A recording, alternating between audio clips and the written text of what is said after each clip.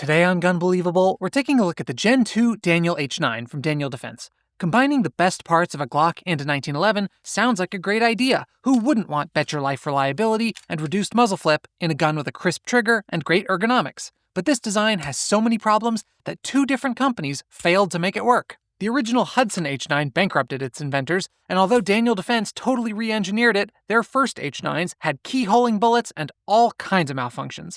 This third version allegedly fixes the problems, and its street price has dropped like a stone to nearly half of its original $1,300 MSRP. So is it a hidden gem or a hard pass? Let's find out. The Daniel H9 comes in your standard lunchbox-style container. It comes with a legally mandatory safety lock, a chamber flag, a sticker, the manual, an optics plate coupon code, and 3 magazines. The gun is supposed to be drop-safe, but the manual includes a P320 warning on page 8 that references a non-existent safety selector. The unloading instructions on page 33 give you one set of steps for if the chamber's loaded, then tell you that if the chamber's unloaded, do the same thing. Most of Chapter 4 duplicates Chapter 3, so much so that Section 4.6 is a direct copy of Section 3.6, yet it explicitly refers back to 3.6 for some reason. We're not off to a great start. It provides very specific information about where to lubricate, and it's a lot of different places, some of which are not immediately obvious. But fortunately for me, Section 7.5 advises that the gun is properly lubricated from the factory and doesn't need to be cleaned before shooting. Great, that'll save me some time. The H9 is slightly larger than a Glock 19, being 0.4 of an inch longer and a hair taller, but a touch narrower. It's 5 ounces heavier, coming in at nearly 38 ounces or 1,072 grams when loaded to its 15+1 capacity, including the red dot. If you're running irons, subtract about 1.5 ounces or 45 grams. Picking it up, it feels quite good in my hand. The shape doesn't look special, but it fits me well. The curvature is just right, and the beaver tail sits nice and snug. That beaver tail is just about the only external indicator that this is a Gen 2 Daniel H9, but it's subtle. On the Gen 1s, it's just a touch wider, taking up the full width of the slide. I don't love how it's just a bit loose and shifts around with a clicking noise, but it's not something you'll notice during use. These two corners on the front strap are pressure points, but they lock the middle segment of my fingers in place and give me a sense of security. The serrations on front and back are aggressive but not sharp, and these replaceable grip panels are grippy without feeling like sandpaper. Manipulating the slide is difficult. The serrations could be more aggressive, but the real problem is just how stiff the spring is. It's noticeably heavy, and it gets heavier towards the end of travel. Never before have I picked up a pistol and just instantly felt it was oversprung, but there's a first time for everything. If you're holding your trigger finger high on the frame while you do this, you'll feel the disassembly tabs wiggle a little bit, which is surprisingly distracting. The slide release is easy to reach and easy to use, despite being low profile. It's ambidextrous, though I notice it's less sensitive on the right side than on the left. Same problem as the Remington RP9, where the force has to transfer across to the left side and the metal in between flexes. Unlike the RP9, the right side release does work with a loaded magazine, but it doesn't work with an empty one. So if you're left-handed and you're doing dry fire practice with an empty mag, you're in for a frustrating time. The mag release is extremely well placed and prominent. It's really good and satisfying to use, and it's reversible for left-handers. Mags drop free most of the time, but maybe one time in 10, they'll hang up for reasons unknown. Bizarre. Currently, extra mags are available for $27, which isn't too bad for a one-off proprietary design, but they're so regularly out of stock that they're a little frustrating to get. The witness holes don't really work. The 15-round hole shows brass at both the 15-round mark and the 14-round mark and the 13-round mark and the 12-round mark. Oh, no, wait, that's just the yellow follower, which is really hard to distinguish from brass in all but the brightest lighting. Not the best design choice. The trigger is highly unusual. It moves straight back like a 1911, but it has a drop safety. Not a trigger dingus like we're used to seeing, though. Instead, it's a hinge that pivots from the bottom. Mrs. Gunbelievable found it strange, but it doesn't catch my attention. Trigger snobs, however, will definitely feel the squish, along with some grittiness and some chattering. After that, you get a short stage of firm take-up that's not perfectly smooth, followed by a fairly clean break at just over 5 pounds. Minimal overtravel, reset is short, tactile, and audible, takes you right back to the wall. I do like that it retains some squish when it's dead. That's useful for dry fire practice. Compared to striker-fired duty pistols, it's a great trigger, easily beating guns like that in my collection, except arguably the Walther PDP. But if your reference point is nice 1911s and 2011s, it's bad, you won't be impressed. The irons are a black, serrated U-notch in the rear and a fiber optic front. Visually, I like it, but I'm surprised that the fiber optic isn't more protected. It seems like it could easily get damaged on a gun used in adverse conditions. They're interchangeable with irons for the SIG P series, so you have plenty of options for swapping them. It's advertised as optics ready, but the stock irons aren't high enough to co-witness, and more importantly, you'll need an adapter plate that doesn't come in the box. That's not quite ready in my opinion. Instead, you get a coupon code so you can order a single plate for free online. The shipping was quick, and it comes with a VHA Torx bit and some Loctite. Classy touches. When I went to mount an optic for the first time, I was stunned to see how much Loctite the factory had used on the included cover plate. Definitely overkill. Since the plate's screws to the slide are exactly in the middle, it's possible to mount the plate backwards, so don't do that. Some folks have gotten defective plates with misaligned mounting holes, but mine had no such issue. This gun's biggest claim to fame is the low bore axis. The closer the barrel is to your hand, the less leverage the recoil has and the less flippy the gun should feel. It is lower than that of most metal handguns, but I did a little tracing and marking of where my hand sits, and I found that the H9 bore axis is a few millimeters higher above my hand than a Glock's. I admit it's not a scientific measurement, but suffice it to say it's low, but it's not that low. Lowering the bore axis contributes to the aesthetics. The Hudson gun looked very strange, with its recoil spring moved down into a bulbous section in front of the trigger guard, lowering the accessory rail and making weapon lights difficult to activate. Daniel Defense's redesign mitigated this a lot, but it still carries an unconventional look. I don't mind it, though I don't like how the shiny end of this roll pin interrupts the flat black look, and the lighter finish on the slide clashes with the darker, richer tone on the frame. The engraving of Daniel is really shallow, it's almost hard to read.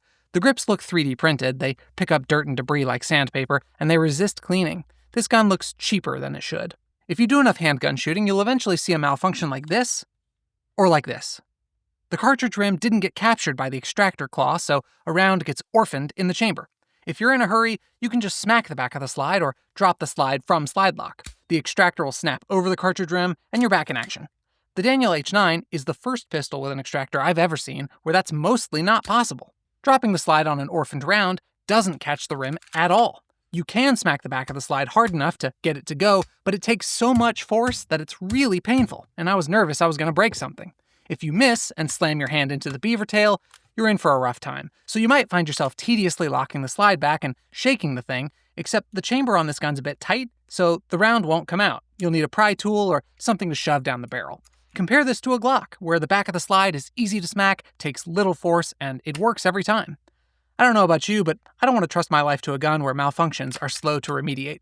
That's not the only problem this gun has getting into battery. If the chamber's loaded and the slide gets pressed on even a little bit, it'll stick a few millimeters back. The trigger's dead, so you don't have to worry about an out-of-battery detonation that might damage the gun or injure the shooter, but an inactive gun is no bueno. If you did a press check before putting this in your nightstand, or if the nose of the slide gets bumped as you draw the gun from your holster, will the gun fire? Who knows?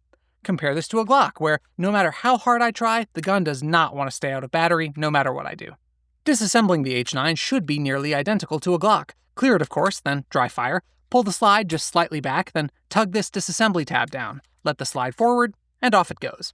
But when I first unboxed my H9, the slide simply would not come off, no matter what I did. I must have tried 50 times over the course of an afternoon with no luck. The disassembly tab has a stiff spring, there's not much grip to it, so you're really pinching hard. It's painful to do this more than a few times in a row. My fingers got wrecked.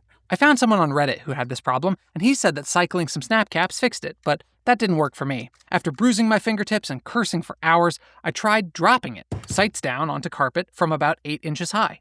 That shook something loose, and the gun came apart after that. With the slide off, you can see the lower contains a trigger group that's in a chassis system, though removing it is meant to be done by gunsmiths more than hobbyists, and there are no replacement grip frames available anyway. The slide looks pretty much like what we're used to, with the one exception being this extra long tab on the recoil spring that lets it sit lower. The Gen 1 guns had a single-stage spring, whereas the Gen 2 guns have this dual-stage design. Looking down the barrel, you can tell it's cut rifling, rather than the polygonal rifling they launched with. Despite Daniel Defense's famously good in-house barrel making, they apparently couldn't figure out how to do a polygonally rifled barrel that didn't cause tumbling, with some ammo. Putting the gun back together, I discovered how to replicate my original problem. The recoil spring is meant to nest on this ledge of the barrel, and if you insert it deeper, the slide once again won't come off. However, cycling it by hand usually fixes the problem. If I put the recoil spring back both too deep and a little off kilter, the problem persists for longer, but sometimes I'll get this problem even when I'm 100% certain I put it back in correctly. Fortunately, I can't replicate the extreme stubbornness it had when I first unboxed it, a mystery inside an enigma. Shooting the Daniel H9 is frustrating. Reliability sucks. When loading the gun, I get a jam pretty much every time I run the slide, and I'm not riding it forward slowly the way inexperienced shooters sometimes do. Fortunately, dropping the slide with the release works better. That same failure to feed happens regularly when I shoot, pretty much every magazine. Sometimes I can get these to go home by smacking the back of the slide, but sometimes I can't, which makes clearing them slow. To zero this gun, I shot some rounds bracing against the bench, and I noticed that doing so reliably triggers jams towards the end of the magazine. The pressure on the bottom of the magazine must be doing something. Most pistols are somewhat vulnerable to so-called limp wristing. If your grip's too loose, recoil energy goes into the frame instead of the slide, and the action doesn't fully cycle. The more inertia the frame has, the better, so polymer guns like Glocks are more vulnerable to limp wristing than metal frame guns like the H9. Or perhaps I should say that's what you'd expect. But I noticed that smaller statured shooters had more jams with my H9 than I did, so I performed a side-by-side test. With this awkward one-handed sideways claw grip meant to simulate a weak wrist, a Glock 19 jammed about 10% of the time. With the H9, it's nearly 100%. It's the most limp-wristable gun there is. In an emergency where my grip might not be perfect or I might have to shoot one-handed, this is not the gun I want to rely on. There are some upsides, though. The recoil impulse is quite pleasant, and the sights return quickly, with less effort than on my other 9mm handguns, even those with metal frames. Letting it recoil without any corrective input from me, the sights rise about 5 inches less than a Glock and 2.5 inches less than a SIG M11A1 on a 7-yard target. So it's no wonder gun or 2011 killer, but it is more controllable than average. It's accurate, the factory sights were bang on and easy to use out to 25 yards, and the trigger facilitates both precision work and bill drills. The Gen 1s had issues with tumbling bullets, but I've had none of that. They'd also rub people's hands raw towards the back where the beaver tail is, but this one has felt perfectly comfortable even for longer range sessions. And strangely, it seems to shoot cleaner than most of my guns, with maybe 30% less fouling than I'd normally expect at a given round count. So who's this gun for? Well, Glock still rules the pistol market, but 2011s are huge these days, even at much higher MSRPs. If the H9 could be a reliable, controllable, best-of-both-worlds hybrid at an in-between price point, a striker-fired 1911 forged in the crucible of more than 1 million test rounds, to quote their marketing, they could carve out a real niche for themselves. Sadly, the third time is not the charm. This gun still has a boatload of problems. It isn't reliable enough for duty or defensive use, and the hype has died down. The market's lost interest. Even Daniel Defense now fills the FAQ page for this gun with what looks like AI slop written in the third person, as if they can't be bothered with this product anymore. So while I'll find some use for this gun's gentle recoil as a training aid for brand new shooters, most people should save their money for guns that work.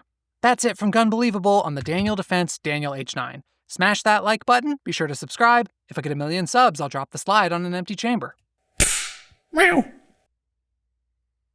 Bonus round. Check out Daniel Defense's marketing for this gun. The 1 million test rounds line, battle-hardened reliability, over-engineered is an understatement. Now, here's Colion Noir. He's all over their website for this gun, presumably sponsored. Here's him explaining the problems with the Gen 1. Whether you like it or not, Daniel may have a problem with me saying this, but everyone who buys the first batch is a beta tester. So, which is it, Daniel Defense? Who am I kidding? We know the answer.